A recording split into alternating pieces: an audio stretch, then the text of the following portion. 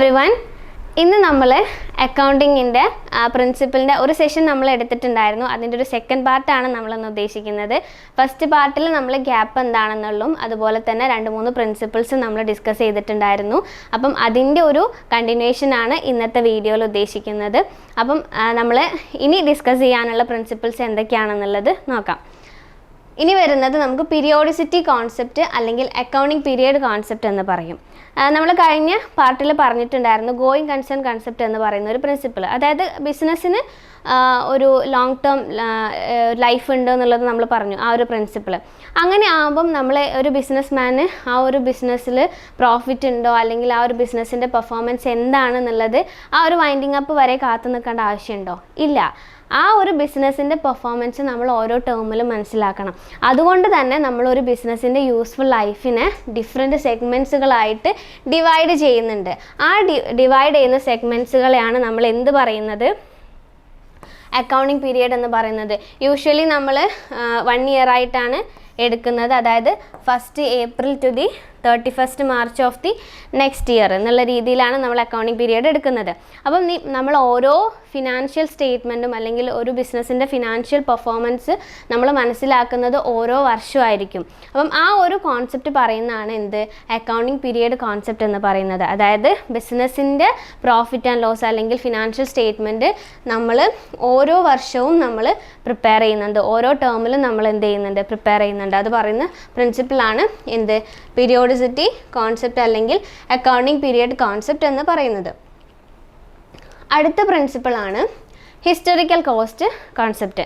ഈ ഒരു പ്രിൻസിപ്പിളിൽ പറയുന്നത് എന്താണെന്ന് വെച്ചാൽ നമ്മളൊരു അസറ്റ് വാങ്ങിക്കുമ്പം, ഒരു ഫിക്സഡ് അസറ്റ് വാങ്ങിക്കുമ്പം ആ അസറ്റ് നമ്മൾ റെക്കോർഡ് ചെയ്യേണ്ടത് അതിൻ്റെ ആക്ച്വൽ കോസ്റ്റ് അല്ലെങ്കിൽ അതിൻ്റെ ഹിസ്റ്റോറിക്കൽ കോസ്റ്റിലായിരിക്കണം. അടുത്തൊരു പ്രിൻസിപ്പിളാണ് ഹിസ്റ്റോറിക്കൽ കോസ്റ്റ് പ്രിൻസിപ്പിൾ എന്ന് പറയുന്നത്. ഈ ഒരു പ്രിൻസിപ്പിൾ പറയുന്നത് നമ്മൾ ഒരു അസറ്റ്, ഫിക്സഡ് അസറ്റ് നമ്മൾ വാങ്ങിക്കുന്ന സമയത്ത് നമ്മൾ ആ അസറ്റ് വാല്യൂ ചെയ്യേണ്ടത് അതിൻ്റെ ആക്ച്വൽ കോസ്റ്റിൽ അല്ലെങ്കിൽ അതിൻ്റെ ഹിസ്റ്റോറിക്കൽ കോസ്റ്റിലായിരിക്കണം നമ്മൾ റെക്കോർഡ് ചെയ്യേണ്ടത്. അതായത് ഇപ്പോൾ നമ്മളൊരു അസറ്റ് വാങ്ങിക്കുമ്പം അതിൻ്റെ പ്രൈസ് നമ്മൾ പേയ്മെൻറ്റ് നടത്തിയിട്ടുണ്ടായിരിക്കും.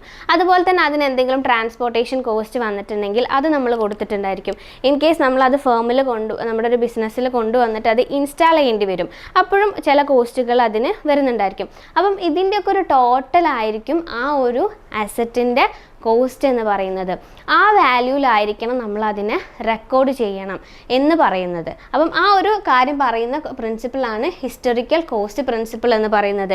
ഈ ഒരു പ്രിൻസിപ്പിൾ ഉള്ളത് കൊണ്ടാണ് ബുക്ക് വാല്യൂ ഓഫ് ദി അസറ്റും അതുപോലെ മാർക്കറ്റ് വാല്യൂ ഓഫ് ദി അസറ്റും എന്താകുന്നത്? വ്യത്യാസപ്പെട്ട് കിടക്കുന്നത്. കാരണം നമ്മൾ ആ ഒരു സമയത്ത് നമ്മൾ അസറ്റ് വാങ്ങിക്കുമ്പം അതിൻ്റെ കോസ്റ്റ് എന്താണോ ആ കോസ്റ്റിലാണ് നമ്മൾ അത് എന്ത് ചെയ്യുന്നത്? ആ ഒരു റെക്കോർഡ് ചെയ്യപ്പെടുന്നത്. പിന്നീട് മാർക്കറ്റ് വാല്യൂവിൽ വരുന്ന ചേഞ്ചസ് നമ്മൾ അതിലേക്ക് കൊണ്ടുവരുന്നില്ല. അപ്പം അങ്ങനെ നമ്മൾ എന്ത് ചെയ്യണം? ഒരു അസറ്റ് വാങ്ങുമ്പം അതിൻ്റെ ആക്ച്വൽ കോസ്റ്റ്, അതായത് നമ്മൾ കൊടുക്കുന്ന നമുക്ക് ഉണ്ടായിട്ടുള്ള കംപ്ലീറ്റ് എക്സ്പെൻസിൻ്റെയും ഒരു സമ്മായിട്ട് അതിൻ്റെ കോസ്റ്റ് നമ്മൾ റെക്കോർഡ് ചെയ്യണം എന്ന് പറയുന്ന പ്രിൻസിപ്പിളാണ് ഹിസ്റ്റോറിക്കൽ കോസ്റ്റ് പ്രിൻസിപ്പിൾ എന്ന് പറയുന്നത്. അടുത്ത പ്രിൻസിപ്പിളാണ് ഡ്യുവൽ ആസ്പെക്റ്റ് കോൺസെപ്റ്റ് അല്ലെങ്കിൽ ഡ്യുവാലിറ്റി പ്രിൻസിപ്പിൾ എന്ന് പറയും. അതായത് നമ്മൾ അക്കൗണ്ടിങ് പഠിക്കുന്ന അന്ന് മുതൽ നമ്മൾ കേൾക്കുന്ന സാധനമാണ് ഡെബിറ്റ് ക്രെഡിറ്റ് എന്ന് പറയുന്ന സാധനം.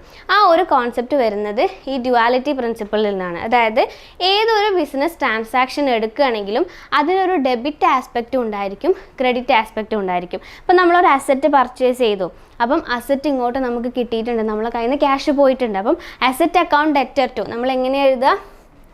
Asset account debtor to cash എന്നുള്ളതാണ് നമ്മൾ എഴുതുന്നത്. അപ്പോൾ ഇവിടെ എന്താണ്? ഒരു ഡെബിറ്റ് ആസ്പെക്റ്റും വന്നു, അതുപോലെ തന്നെ ഒരു ക്രെഡിറ്റ് ആസ്പെക്റ്റ് വന്നിട്ടുണ്ട്. അപ്പം ഏതൊരു ബിസിനസ് ട്രാൻസാക്ഷൻ എടുക്കുമ്പോഴും അതിനൊരു ഡെബിറ്റ് ആസ്പെക്റ്റും ഉണ്ടായിരിക്കും, ക്രെഡിറ്റ് ആസ്പെക്റ്റും ഉണ്ടായിരിക്കും. അത് പറയുന്ന പ്രിൻസിപ്പിളാണ് ഡ്യുവൽ ആസ്പെക്റ്റ് കോൺസെപ്റ്റ് എന്ന് പറയുന്നത്. ഈ ഒരു പ്രിൻസിപ്പിളിൻ്റെ ബേസിലാണ് നമുക്ക് ബാലൻസ് ഷീറ്റ് ടാലി ആവുന്നത്. അതായത് ഡെബിറ്റും ക്രെഡിറ്റും, ഏതൊരു ട്രാൻസാക്ഷനും ഡെബിറ്റും ക്രെഡിറ്റും ഉണ്ടെങ്കിൽ ഒരു കാര്യം നമുക്ക് കിട്ടുമ്പോൾ ഒരു കാര്യം നമുക്ക് പോകുന്നുണ്ട്. അപ്പം ആ ഒരു കോൺസെപ്റ്റ് കൊണ്ടാണ് ബാലൻസ് ഷീറ്റ് ടാലി ആവുന്നതും. അതുപോലെ തന്നെ നമ്മളെ ബേസിക് അക്കൗണ്ടിങ് ഇക്വേഷൻസ് എന്ന് പറയും. അതാണ് asset is equal to capital plus liability എന്നുള്ള ഈ ഒരു ബേസിക് ഇക്വേഷന്, അക്കൗണ്ടിങ് ഇക്വേഷൻ വരുന്നതും ഈ ഒരു കോൺസെപ്റ്റ് പ്രകാരമാണ്. അടുത്തൊരു പ്രിൻസിപ്പിളാണ് മാച്ചിങ് കോൺസെപ്റ്റ്. ഇതിൽ പറയുന്നത് നമ്മളുടെ റവന്യൂ എക്സ്പെൻഡിച്ചറും റിലേറ്റഡ് ആയിട്ടാണ് ഈ ഒരു പ്രിൻസിപ്പിൾ വരുന്നത്. അതായത് നമ്മൾ ഓരോ വർഷവും ഒരു ഫേമിൻ്റെ അല്ലെങ്കിൽ ഒരു ബിസിനസ്സിൻ്റെ പ്രോഫിറ്റ് ആൻഡ് ലോസ് നമ്മൾ കാണുന്നുണ്ട് എന്ന് പറഞ്ഞു. അങ്ങനെ നമ്മൾ പ്രോഫിറ്റ് ആൻഡ് ലോസ് ഡിറ്റർമൈൻ ചെയ്യുന്ന സമയത്ത് എങ്ങനെയാണ് നമ്മളത് കാണുന്നത്? ആ ഒരു പീരിയഡിലെ റവന്യൂ, നമ്മളിപ്പോൾ ഒരു ഇയറിൽ റവന്യൂ ജനറേറ്റ് ചെയ്തിട്ടുണ്ടെങ്കിൽ ആ റവന്യൂ ജനറേറ്റ് ചെയ്യാൻ നമുക്ക് ഉണ്ടായിട്ടുള്ള എക്സ്പെൻഡിച്ചർ ഉണ്ടായിരിക്കും. ആ എക്സ്പെൻഡിച്ചറുമായിട്ട് മാച്ച് ചെയ്തിട്ടാണ് നമ്മൾ ആ ഒരു ടേമിലെ പ്രോഫിറ്റ് നമ്മൾ കാണാൻ പോകുന്നത്. അതായത് ഇപ്പോൾ നമ്മൾ ഒരു വർഷം നമുക്ക് സെയിൽസ് ഉണ്ടായി. സെയിൽസ് എന്ന് പറയുന്നത് നമുക്കൊരു 20,000 സെയിൽസ് ഉണ്ടായി. ആ വർഷം തന്നെ നമുക്ക് എക്സ്പെൻസ് പറയുന്നത് എന്താണ്? 8,000 എക്സ്പെൻസും പറയുന്നുണ്ട്. അവിടെ വേറൊരു കാര്യം കൂടെ ഉണ്ട്, അഡ്വർടൈസ്മെൻറ്റ്. അഡ്വർടൈസ്മെൻറ്റ് എന്ന് പറയുന്ന ഒരു കാര്യമുണ്ട്. നമ്മൾ അഡ്വർടൈസ്മെൻറ്റിന് 16,000 നമ്മൾ കൊടുത്തിട്ടുണ്ട്. നമ്മൾ ഉദ്ദേശിക്കുന്നത് ഇതിനൊരു 4 years ഇതിൻ്റെ ഒരു എഫക്റ്റ് നമുക്ക് ഉണ്ടാവും എന്നുള്ളതാണ് നമ്മൾ അസ്യൂം ചെയ്യുന്നത്. അങ്ങനെ ആകുമ്പം നമ്മൾ ഈ ഒരു വർഷത്തെ പ്രോഫിറ്റ് കാണുകയാണെന്നുണ്ടെങ്കിൽ ഈ സെയിൽസ്, ഈ റവന്യൂ ജനറേറ്റ് ചെയ്യാൻ നമുക്ക് 8,000 എന്ത് വന്നിട്ടുണ്ട്? എക്സ്പെൻസ് വന്നിട്ടുണ്ട്. ഈ 20,000-ന് 8,000 കുറച്ച് നമുക്ക് കറക്റ്റ് പ്രോഫിറ്റ് കിട്ടുമോ? ഇല്ല. കാരണം അഡ്വർടൈസ്മെൻ്റ് ഉണ്ട്. അഡ്വർടൈസ്മെൻറ്റിൻ്റെ ഈ 16,000 കംപ്ലീറ്റ് ചെയ്ത് നമ്മൾ കുറയ്ക്കുമോ? അതും ചെയ്യില്ല. കാരണം എന്താണ്? ഈ വർഷം ഉണ്ടായിട്ടുള്ള ഈ ഒരു അഡ്വർടൈസ്മെൻറ്റിൻ്റെ എഫക്റ്റ് 4 വർഷത്തേക്കാണ് നമുക്കതിൻ്റെ ബെനിഫിറ്റ് കിട്ടുക എന്ന് പറഞ്ഞിട്ടുണ്ട്. അപ്പം ഈ 16,000 എന്ന് പറയുന്നത് എന്താണ്? 4 വർഷത്തേക്കുള്ളതാണ്.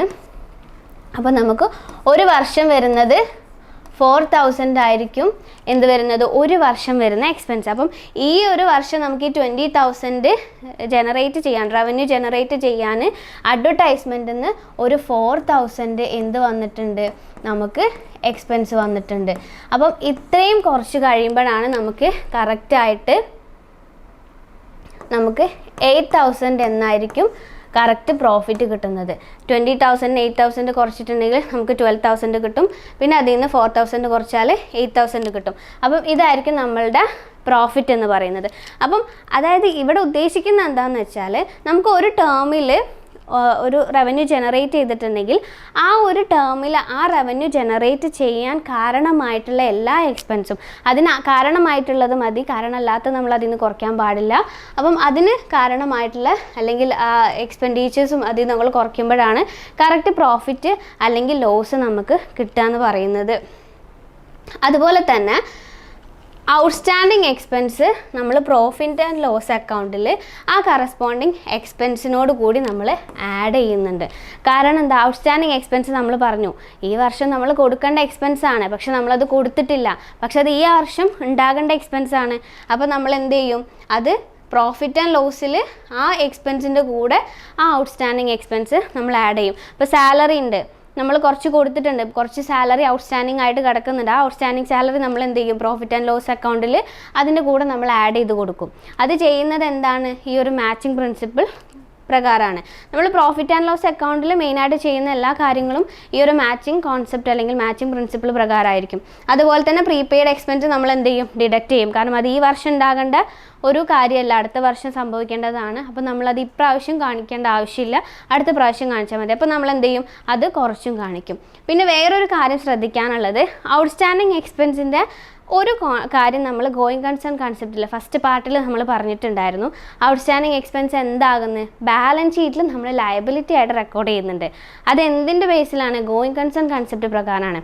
പക്ഷേ ഔട്ട്സ്റ്റാൻഡിങ് എക്സ്പെൻസ് നമ്മൾ പ്രോഫിറ്റ് ആൻഡ് ലോസ് അക്കൗണ്ടിൽ ആ കറസ്പോണ്ടിങ് എക്സ്പെൻസിനോട് കൂടിയിട്ട് ആഡ് ചെയ്യുന്നത് മാച്ചിങ് കോൺസെപ്റ്റ് പ്രകാരമാണ്. അപ്പോൾ നമ്മൾ പ്രിൻസിപ്പിൾ പഠിക്കുന്ന സമയത്ത് ഇങ്ങനെയുള്ള കുറച്ച് കാര്യങ്ങളും കൂടെ ശ്രദ്ധിക്കണം. അപ്പോഴാണ് നമുക്ക് കറക്റ്റായിട്ട് ആൻസർ ചെയ്യാൻ പറ്റുന്നത്.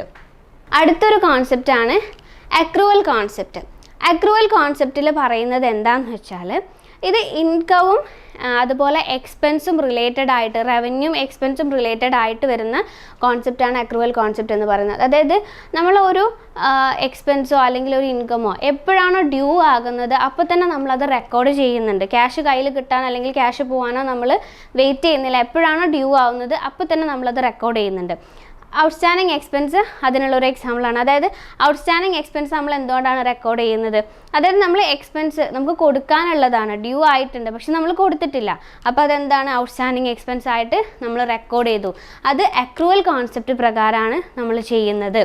ഇപ്പം ഔട്ട്സ്റ്റാൻഡിങ് എക്സ്പെൻസ് നമ്മൾ 3 കോൺസെപ്റ്റിൽ പറഞ്ഞിട്ടുണ്ട്. ഗോയിങ് കൺസേൺ കൺസെപ്റ്റിൽ എന്താ പറഞ്ഞിട്ടുള്ളത്? ഔട്ട്സ്റ്റാൻഡിങ് എക്സ്പെൻസ് ബാലൻസ് ഷീറ്റിൽ നമ്മൾ ലയബിലിറ്റി ആയിട്ട് റെക്കോർഡ് ചെയ്യുന്നത് ഗോയിങ് കൺസേൺ കൺസെപ്റ്റ് പ്രകാരമാണ്. അതുപോലെ തന്നെ നമ്മൾ മാച്ചിങ് പ്രിൻസിപ്പിളിൽ പറഞ്ഞിട്ടുണ്ടായിരുന്നു ഔട്ട്സ്റ്റാൻഡിങ് എക്സ്പെൻസ് നമ്മൾ ആ കറസ്പോണ്ടിങ് എക്സ്പെൻസുമായിട്ട് പ്രോഫിറ്റ് ആൻഡ് ലോസിൽ ആഡ് ചെയ്യുന്നുണ്ട്. അത് മാച്ചിങ് പ്രിൻസിപ്പിൾ പ്രകാരമാണ്.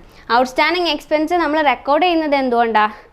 അക്രൂവൽ കോൺസെപ്റ്റ് പ്രകാരമാണ്. കാരണം നമ്മൾ കൊടുത്തിട്ടില്ല, ആക്ച്വലി നമ്മളത് കൊടുത്തിട്ടില്ല, പക്ഷെ നമ്മൾ കൊടുക്കാനുള്ളതാണ്, ഡ്യൂ ആയിട്ടുണ്ട്, അപ്പോൾ നമ്മൾ എന്ത് ചെയ്യുന്നു?